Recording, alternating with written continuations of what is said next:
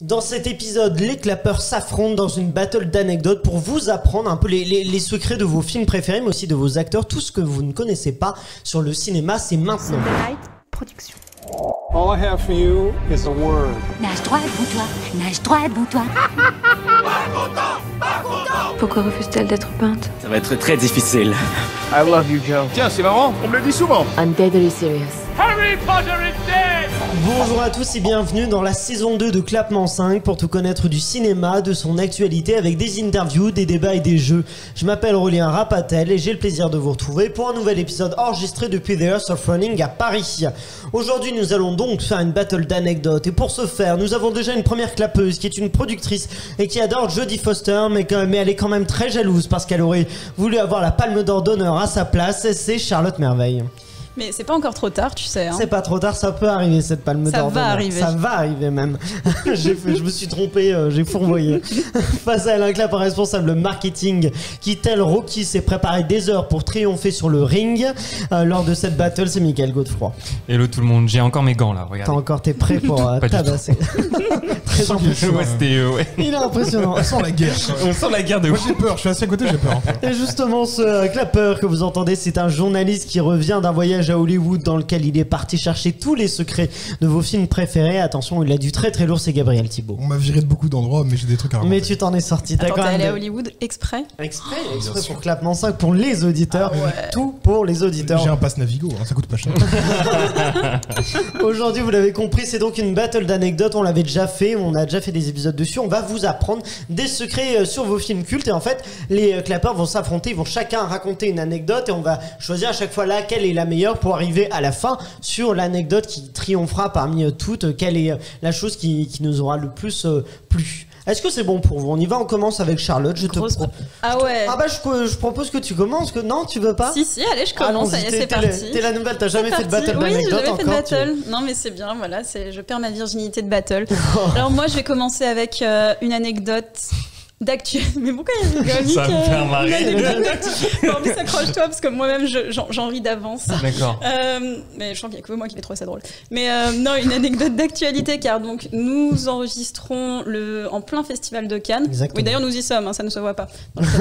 Nous enregistrons en plein festival de Cannes. Mais saviez-vous qu'une des membres du jury qui est ma préférée, je ne vais pas vous le cacher, qui est Mylène Farmer, à la base voulait être actrice. Elle a même fait le cours Florent. Donc déjà vous pouvez caser ça dans vos dîners mondains. Mais est-ce que vous savez dans quel film elle a fait sa première apparition au cinéma? Parce qu'elle a joué après dans un film notamment qu'on adore avec Aurélien, qui est Ghostland. Ah oui, Ghostland. j'ai cru le film de Dominique Boutonnat ou de Laurent Boutonnat, Giorgino. Boutonnat. Alors franchement, de Laurent Boutonnat, s'il y a des auditeurs qui ont vu Giorgino, déjà manifestez-vous parce que nous ne sommes pas très nombreux. Et franchement, je pense il y a moyen de faire une sorte de pique-nique. Mais Ghostland, j'adore. Mais là, savez-vous dans quel film elle a fait une apparition? Vas-y. Elle a été figurante dans le tout premier film de Luc Besson.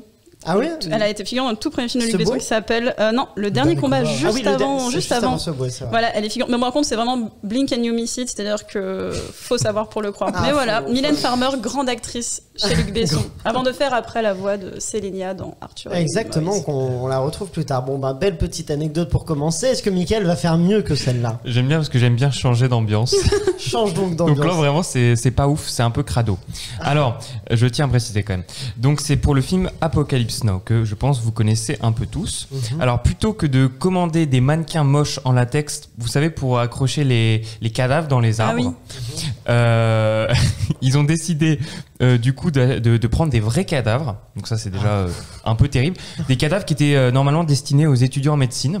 Donc là vous allez me dire, pour l'instant tout est bon, il n'y a pas de problème. Étudiant. Tout n'est pas Tout n'est pas. Non, il n'y a rien qui va dans cette phrase. Il n'y a rien qui va. Tout n'est pas bon. C'est pas. Dans quoi je me suis foutu? Donc, faut savoir que sur le tournage, du coup, il y avait une odeur vraiment ignoble. Mais ça s'arrête pas là. C'est ça le truc. C'est pour ça que je disais que tout était bon. En fait, il y a une petite enquête. Et en fait, il s'avère que ces cadavres non identifiés avaient été pillés dans des tombes. Oui, j'avais dit sordide. Et du coup, la police est revenue les chercher. Et du coup, ils ont mis des mannequins latex à la place à la fin. Ils se sont résolus Mais à ça. vraiment, ils les ont installés tout ça. Et après, il y a eu cette enquête et ça a été fait. Et du coup, ça venait c'était pillé dans des tombes et ça a duré quelques temps. Mais voilà, fin de l'histoire. Mais c'est vraiment dégueulasse. Je vous l'avais dit, hein, c'est vraiment ignoble. Ouais. C'est dégueulasse, mais bon, c'est très fort. Mais c'est fort, Je pense quand que même. Mylène Farmer, elle arrivera pas. Je suis d'accord, mais sortez pas cette anecdote en dîner mondain, par contre. Hein. Ou alors. Ça dépend avant. dans quel dîner. Mais... À la fin du dîner. À la fin. Très bien. Bon, on va pour l'instant partons sur les cadavres d'Apocalypse Now avant que Gabriel peut-être détrône cette anecdote. Oh là avec... là. Honnêtement, ça va Avec être une dur, autre. parce que les cadavres d'Apocalypse Now, Ils sont gratinés quand même. Hein. Ils commencent fort. Moi, je vais parler puisqu'on parle de cadavres, je vais parler de Cannibal Holocaust. Ah oui. Du coup, le film de 80 de Deodato, en fait, il a fait tellement peur. Il faut savoir qu'il a fait tellement peur et les effets spéciaux étaient tellement convaincants en Italie que on a intenté un procès au réalisateur et il a fallu qu'il prouve à la justice italienne que non, les acteurs n'étaient pas morts, que c'était pas un vrai snuff movie, mais en plus qu'il refasse une scène de massacre dans un procès pour montrer que tout était fait en effets spéciaux et que tout n'était pas vrai. Ah oui, d'accord. Ah oui, là, le réalisme a... Oui, Très Mickaël. poussé. Non, j'étais en train de réfléchir, Ah, mais très poussé, oui. Je connais pas Ok. ce film, mais rien que sur l'anecdote, j'ai C'est vrai que pas je l'ai pas envie de vu le non C'est un plus, voir. film culte, hein, c'est un film culte du Il te cinéma. juge mais... rien. Non, mais dans le sens où c'est un film effectivement que je pense que beaucoup connaissent et l'anecdote est forte. Après, c'est vrai que c'est du coup par rapport à Apocalypse Now, c'est Moi, je peut-être resterai sur Apocalypse Now. pense J'ai qu'il- tenté les cadavres aussi, mais ça n'a pas marché. Je pense qu'il C'est pas des vrais cadavres. il y avait une belle transition entre les deux, mais justement, est-ce que Charlotte, Mais- tu vas pouvoir Ah, mais moi, je suis restée sur des anecdotes mignonnes, là. Ah, mais Moi, c'est kawaii, hein. Moi, J'annonce, j'en ai d'autres dégueulasses. Oh non, mais attendez, moi, je vis dans le monde Non, des mais- bisounours, hein. une mignonne très forte peut battre. dépasser, Oui, ça peut peut battre. J'ai une mignonne, mais bon, alors Vas-y. qui concerne Julie Andrews. Je sais pas si vous, voilà, vous visualisez L'actrice de quand Mary même. Poppins. Mary Poppins, La Mélodie du Bonheur, Pour les, Victoria. Pour les plus jeunes aussi, Princesse malgré elle et mais cultissime. Mariage de princesse, Ah, mais c'est la reine. Je suis fan avec Anna. Non mais Anna ne Thaoué, me lancez exactement. pas, je le connais par cœur. Et ben en 1963, la Warner Bros lance l'adaptation en film de la comédie musicale My Fair Lady. Et en fait, Julie Andrews avait fait le rôle sur scène à Londres de My Fair Lady, sauf qu'ils ne l'ont pas rappelé pour le film. Ils lui ont préféré Audrey Hepburn. Bon, alors qu'Audrey Hepburn ne savait pas chanter. Hein. Audrey Hepburn, elle est doublée. Donc grosse somme pour Julie Andrews. Mais au même moment, il y a Walt Disney qui l'appelle. Salut Julie, écoute, je suis sur un petit film. C'est une histoire d'une gouvernante anglaise. Elle chante. Et puis à un moment, il y a des séquences d'animation, tout ça. Bref, c'est Mary Poppins. 1965, les Oscars. Gros face-off entre Mary Poppins et My Fair Lady. C'est vraiment la bataille. Sauf que le karma de la Warner Bros. Audrey Hepburn n'est même pas nommée et c'est Julie Andrews qui gagne l'Oscar pour Mary Poppins et elle ne s'est pas privée dans les interviews après de remercier la Warner Bros de ne pas l'avoir engagée pour le rôle de My Fair Lady. C'est la meilleure Julie Andrews. Charlotte, il y a un vrai storytelling, il y a un je suis à fond, suspense, ouais, j'avais- il y a quelque chose Ah mais je qui suis se à passe. fond. Moi j'étais à fond sur cette anecdote. C'est vrai. Moi je suis à fond. Mais du coup, j'ai envie qu'elle détrône. Je sais pas, Gabriel, qu'en penses-tu? C'est Gabriel qui va m'aider à choisir. Les vrais cadavres de Francis Ford Coppola, c'est tellement incroyable en fait. Genre, Non mais là je suis face à vraiment mais vous êtes que des cannibales. Non, moi que des- j'ai des rien films dit de moi. cannibalisme, Oui, voilà. bah oui, j'ai cherché profondément, j'ai fait des C'est recherches. pas du cannibalisme. Mais moi, c'était Non, là des c'est faux juste des cadavres. morts. Là. Bon, du coup, Gabriel, C'est toi qui choisis, tu Gabriel. resterais sur toi plutôt sur les cadavres. Ouais, je veux un Coppola. Allez, c'est bien tenté, elle a été très forte. Elle a Wow. failli déplacer les cadavres, mais non, les cadavres resteront bien à leur place d'Apocalypse Now. Mickaël, est-ce que tu vas t'auto-détrôner? Alors, ça va concerner un film d'horreur. Ah oui, lui, il a vraiment Alors, une thématique. Hein. Là, c'est World War Z. Je sais pas si vous la connaissez, Ah oui, mais bon. Brad Pitt. Alors effectivement, lors d'une tournage, alors vous savez, c'est World War Z, c'est un film avec beaucoup de figurants parce qu'il y a des milliers de zombies. Sur cette scène, il y en avait que 700 de zombies, mais du coup, voilà, donc c'est des figurants qui vraiment ont couru très vite. Donc 700 personnes dans le même sens. Je sais pas si vous avez vu, si vous vous en souvenez de ces grands plans où il y a vraiment tout le monde qui fonce dans le même sens. Et malheureusement, il y a une femme qui glisse. Et vous savez, quand il y a 700 personnes qui courent dans le même sens et que quelqu'un tombe, le drame. Donc, elle était à 2 doigts de se faire écrabouiller par tout le monde. Et là, Brady Pitt, qui la sort in extremis et donc a vraiment sauvé cette femme qui, quand même dans d'autres circonstances, soit a été gravement blessé ou autre. Donc voilà, Brady, incroyable, Il a réussi à sauver la cette petite femme. dame de devenir une crêpe. C'est une sorte de catharsis du roi lion, c'est ça. Oui, exactement. C'est Elle est le forte, moment mais où on aurait pu sauver Mufasa. Exactement. Mais Elle est c'est forte. juste la preuve que Brad Pitt sauve des vies, mais ça, moi, je le savais déjà. Il t'a Mais déjà est-ce que sauvé, du coup, toi. je savais Est-ce déjà. que Brad Pitt va piquer la place Je sais d'Apocalypse Now ou pas? Mais moi, je suis très positive, donc C'est vrai moi, que je toi, tu préfère dirais une toujours histoire. Brad Pitt. Moi, je préfère une histoire de Brad Pitt. Il hésite, Et oui, Gabriel. En fait, il a tellement tout cassé avec sa première anecdote, je sais pas comment on fait pour passer après, quoi. Donc, ouais. Ouais, non. Pour le Coppola, jeu, si vous voulez. on- Non, oui. Moi, je suis toujours Coppola. Hein. Ah, t'es toujours Coppola, Ouais, Et toi, Charles. Aurélien, quelle et toi, heure, mais Aurélien. Moi, je suis team Moi, Brad j'hésite. Pitt. Brad Pitt Moi, qui c'est sauve que une Brad vie, Pitt, quoi. Tranche, Aurélien. Il s'est passé parce que l'autre, bref, j'hésite. Allez, on va garder Brad Pitt, c'est parti pour Brad Pitt. Il voulait Brad Pitt, sauve, Aurélien. De toute façon, tu t'auto. Oui, tu c'est vrai, c'est vrai. t'auto-bats, Mais je donc au final, il n'y a pas pensais pas. d'enjeu. hein. Oui. c'est bon pour toi. Gabriel, à ton tour. Eh bien, moi, je vais parler d'un film des années 50 qui s'appelle L'Odyssée de l'African Queen. Ah ouais, trop bien. Je ne connais pas du tout. Catherine, ce qui était réalisé par, je crois, John Huston. D'accord, oui. Et il y avait du coup Humphrey Bogart, John Huston et Catherine Hepburn dans le film. Et Catherine Hepburn était vraiment très embêtée parce que Humphrey Bogart et John Huston, ils sont alcooliques. Ah. Et quand même, il faut marcher contre ça, c'est pas normal, etc. Donc elle s'est obstinée, elle dit « Je ne buvrai que de l'eau pendant le tournage ». Donc, etc. L'autre équipe boit de l'eau, etc. Sauf que, étant donné que les conditions de tournage n'étaient pas bonnes, eh ben, à cause de l'eau, toute l'équipe a chopé des maladies, sauf Humphrey Bogart et John Huston qui ont tourné qu'au whisky et donc qui ont été sauvés de l'eau sale qui leur aurait donné la maladie aussi. Donc, quelque part, le whisky les a sauvés. Et le trop whisky, drôle, alors, c'est on tout va pas sale. recommander aux gens Ouais. de boire. Du Trop drôle. moralité. Enfin, pas drôle, mais. J'ose pas dire l'abus d'alcool est dangereux pour la santé, Bah, hein, du mais coup, non, hein, il se trouve que le whisky Bah les a non. sauvés. c'est vrai. Bon, sauf si vous tournez un film en pays tropical. Mais bon, moi je pense que peut-être Brad Pitt va avoir le dessus sur la tourista ou. Moi, je suis très fan de Katharine Hepburn, hein, donc rien que pour la répartie de cette femme, je serais presque tentée de dire. Ah, ça m'enlève Brady. Bah, c'est pas moi qui vais décider, c'est plutôt toi, Aurélien. Moi je garderais peut-être Brad Pitt quand Bon, même. allez. Je trouve ça un petit peu. Ah, quoi que. Ouais. Allez, Brad Pitt, on garde Brad Pitt. Margot, non, Charlotte. Oui, bonsoir Pierre, comment allez-vous? Allez-y. Mais moi, Charlotte. je vais rester sur le thème des tournages un peu en pays hostile pour les intestins. Bon, elle est un peu connue, mais bon, quand même.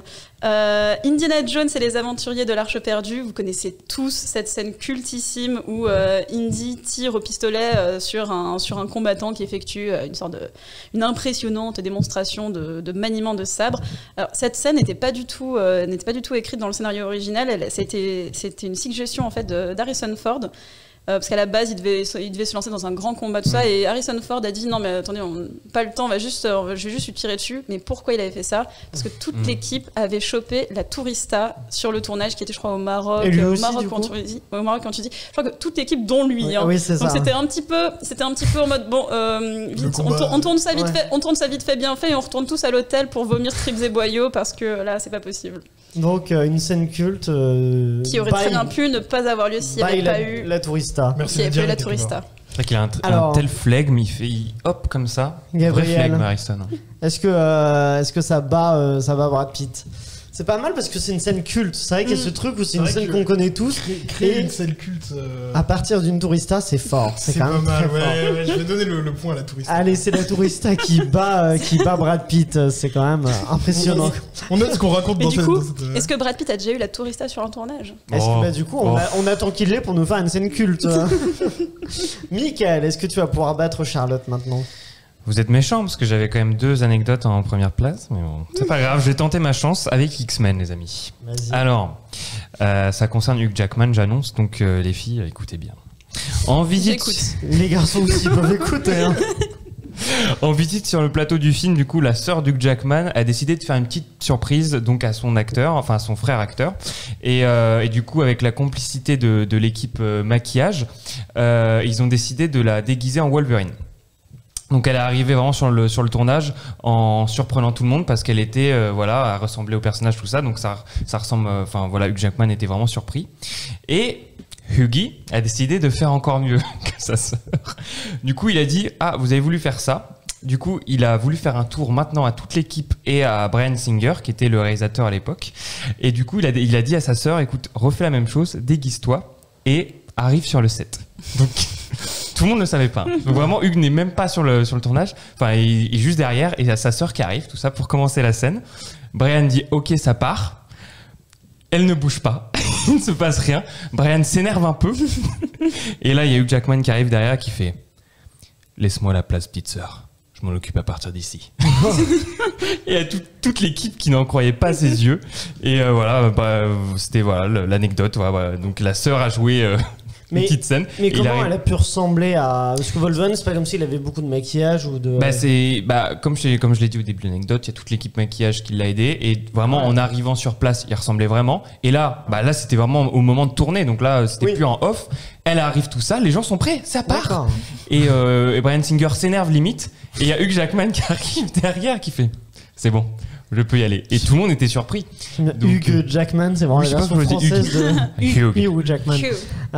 Et il y a des cours d'anglais aussi chez Clapement 5. Voilà. Pas mal. Est-ce que ça bat? C'est vrai que moi je ne connaissais pas du tout. C'est original au moins. Est-ce que ça battra la tourista d'Indiana Jones? Si, elle avait vraiment tourné une scène. C'est vrai si elle était restée. La tourista, elle était quand même. La tourista, elle est restée. Mais elle au est très montage, forte. Elle est très forte. Mais c'est vrai que si on l'avait vu en Wolverine dans le film, ça aurait pu être battu. Ouais, mais vous en demandez beaucoup. Mais même en mode, tu sais, dans une sorte de plan où il y a tous les X-Men, où Wolverine est un peu en retrait. Non, mais c'était pas loin. C'est bien tenté, mais ça ne battra pas. Gabriel, est-ce que tu vas réussir à battre Indiana Jones? Moi, je vais rester sur une histoire de famille et parler des affranchis de Scorsese.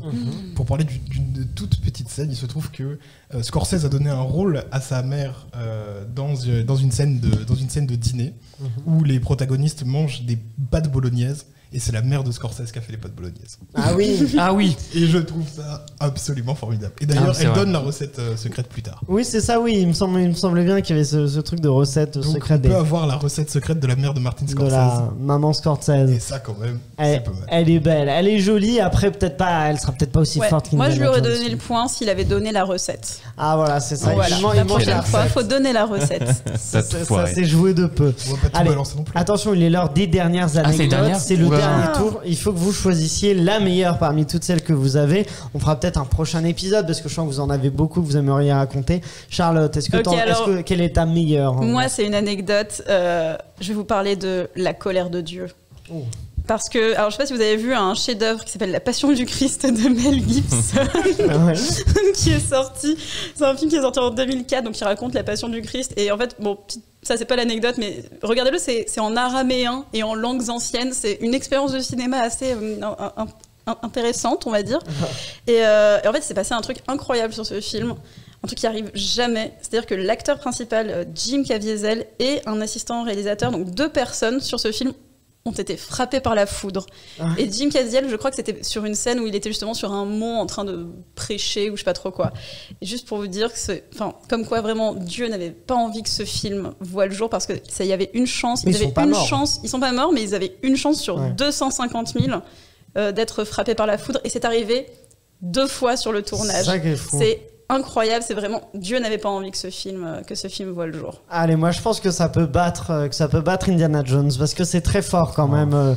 J'avoue être frappé 2 fois par la foudre sur un tournage en plus qui parle d'un film religieux. Allez, pour moi ça bat Indiana Jones. Mais toi, Mickaël, quelle est ta meilleure pour battre Dieu? Vous en avez déjà donné beaucoup de bonnes, c'est compliqué.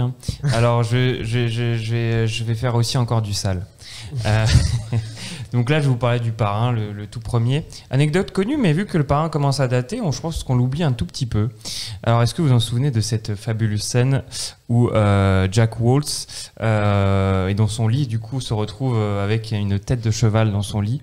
Alors, figurez-vous que cette tête de cheval, donc vraiment coupée, pour ceux qui l'ont pas vu, vraiment, c'est une tête de cheval dans son lit.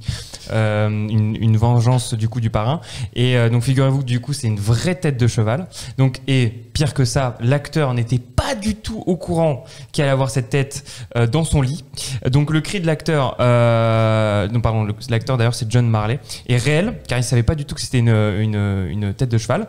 Il faut savoir qu'il y a des groupes de protection des animaux ont même protesté et ont demandé le rajout de cette scène. Et plus tard, mais vraiment plus tard par contre, Le rajout de cette scène. Non, la suppression de la suppression de cette scène. Et Coppola a plus tard expliqué que la tête de cheval lui avait été livrée par une entreprise de nourriture pour chiens, et qu'apparemment aucun cheval n'avait été tué pour ce tournage, d'après ses dires. Mais il l'a vraiment dit beaucoup plus tard, donc on sait pas. Il a eu le temps de réfléchir à Il a eu le temps de réfléchir à sa bonne réponse. Voilà. Marty est invité dans Clapement 5, on lui posera la question pour résoudre ce mystère. Est-ce vrai ou faux? Bien Salas aussi. Francis. Allez, oui, Francis Ford Coppola. Moi, j'étais encore sur Mais je veux bien Scorsese avec. qu'on invite Marty aussi. J'étais encore sur Scorsese avec les affranchis là, mais bon, d'accord. Et belle anecdote. Est-ce que ça peut pas battre Dieu. Ça peut pas battre les 2 coups de foudre. Mais c'est pas mal. C'était bien tenté. Gabriel, maintenant t'es le seul à pouvoir battre les coups de foudre et Dieu. Eh ben, je vais essayer, mais je vais partir sur une note un peu macabre moi aussi. On adore ça. Ça se passe le 4 mai 1897, donc on remonte vraiment aux arcanes quelque part du cinéma. Lors d'une projection de L'arroseur arrosé, eh bien, il faut savoir qu'à l'époque, dans la pellicule, on mettait de la nitrate de cellulose et elle avait cramé à cause d'une lampe à SR et ça avait déclenché un incendie avec 126 morts. Et la projection, le film en question, c'était L'arroseur arrosé. Qui du coup n'a pas arrosé n'a pas éteint l'incendie. Il n'a pas. C'est joli. On peut joli. mourir au C'est joli, cinéma. c'est dur. ironique. C'est joli, non, pas pour les gens qui sont décédés. C'est joli dans le sens où. C'est joliment trouvé, On quoi. appelle ça l'ironie tragique. Exactement, une belle ironie Le tragique. nitrate rassurez-vous, le nitrate de cellulose a été interdit dans les pellicules en 1922. C'est ce qu'on voit c'est dans Inglourious Basterds. Ouais. C'est la façon dont ils font exploser le cinéma. C'était très, comment on dit, inflammable. Nocif. Exactement, inflammable. Alors bon, ça battra peut-être pas quand même les coups de foudre. Je le pense coup de foudre de Dieu, c'est trop Je fort. pense que les coups de foudre resteront quand même l'anecdote la plus ouf selon nous, mais peut-être vous allez pouvoir nous dire sur Facebook, Instagram et Twitter avec @clapsoc ou en commentaire sur YouTube quelle était l'anecdote qui vous a le plus impressionné ici. Est-ce que c'était les coups de foudre? On en a eu quand même des très fortes au tout début avec Apocalypse Now, ensuite Brad Pitt. Il y a quand même quelques pépites. Vous allez pouvoir nous dire quelle est votre préférée, laquelle vous a impressionné le plus. Voilà, on se retrouve donc très vite pour un nouvel épisode. Merci à vous tous de l'avoir suivi. Merci à tous nos clapeurs. Merci à Quentin qui réalise cet épisode, à Pierre-Emmanuel et Guillaume de Sunday Night Productions. Et voilà, n'oubliez pas donc de vous abonner aussi à cette chaîne YouTube Sunday Night Ciné-Série pour activer la cloche et découvrir ces épisodes disponibles en version filmée. Aussi, vous abonner ou nous suivre sur les plateformes audio Spotify, Apple Podcast, Deezer, celles que vous préférez. Vous pouvez nous suivre. Voilà, on se retrouve donc mardi sur Clapement 5 pour découvrir les films que nous vous recommandons de voir au cinéma cet été, mais aussi pour faire un petit point sur la situation sanitaire. Est-ce que la reprise des cinémas fonctionne? La réponse est donc mardi dans Clapement 5 et d'ici là, eh bien, allez au cinéma.